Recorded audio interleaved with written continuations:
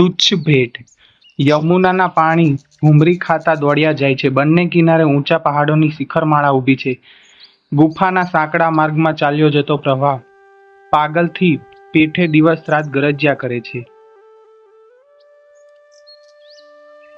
નદીની વાંકી ચૂકી વેણી વિખાતા વિખાતા આસમાનની પહાડો એક પછી એક આગે કેટલેય આગે ચાલ્યા જાય છે. શિખર વધા અચળ ઊભા છે તોય એ જાણે ચાલતા જણાય છે, અને નદી ચાલી જાય છે તો એ જાણે સાંકળે બાંધેલી સ્તબ્ધ ઊભી હોય તેવું લાગે છે. પહાડો ઉપર ઊંચા ઝાડ ઊભા છે, કેમ જાણે હાથ લંબાવીને પહાડો પેલી વાદળીઓને બોલાવતો હોય. આવા પ્રદેશમાં પર્ણકુટી બાંધીને શીખ ગુરુ રહેતા હતા. એક દિવસ ગુરુજી પ્રભુ લીલા વાંચી રહ્યા છે તે સમયે રાજા રઘુનાથ પધાર્યા. ગુરુદેવને ચરણે નમન કરી રાજા બોલ્યા, હે પ્રભુ, દીન સેવક થોડી ભેટ લાવ્યો છે. હાથ લંબાઈને ગુરુજીએ રાજાના મસ્તક પર મેલ્યો, આશીષો આપી, કુશળ ખબર પૂછ્યા.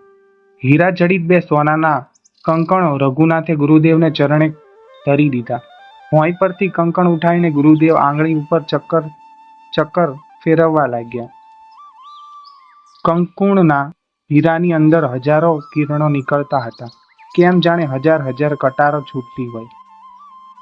લગાર મોં મલકાઈને ગુરુએ કંકણો નીચે ધર્યા ને પાછા એ તો પુસ્તકની અંદર આંખ માંડીને વાંચવામાં મશગુલ બન્યા. સામે રાજા રઘુનાથ બેઠા છે તેની પણ એ સાધુનો પરવા ન રહી.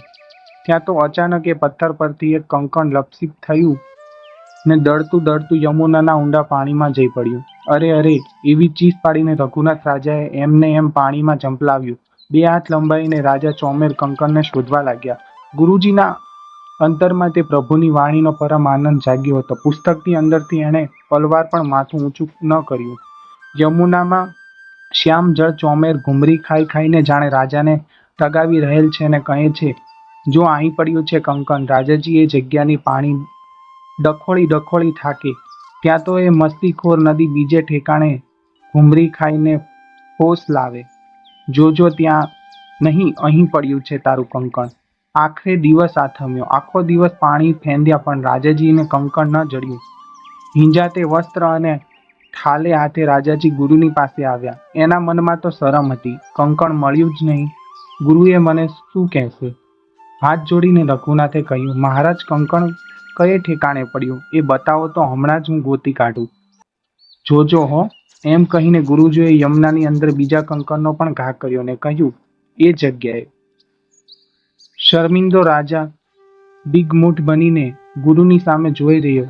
ગુરુજીનું મોં તો મલકતું જ રહ્યું. વાર્તાના લેખક ઝવેરચંદ મેઘાણી છે. જો તમને આ વાર્તા ગમી હોય તો લાઈક કરો, શેર કરો, સબસ્ક્રાઇબ કરો અમારી ચેનલ આપણું સાહિત્યને. બાકી મળીશું અમારા નવા વિડીયોમાં અમારી ચેનલમાં. ત્યાં સુધી જય હિન્દ, જય ભારત દોસ્તો.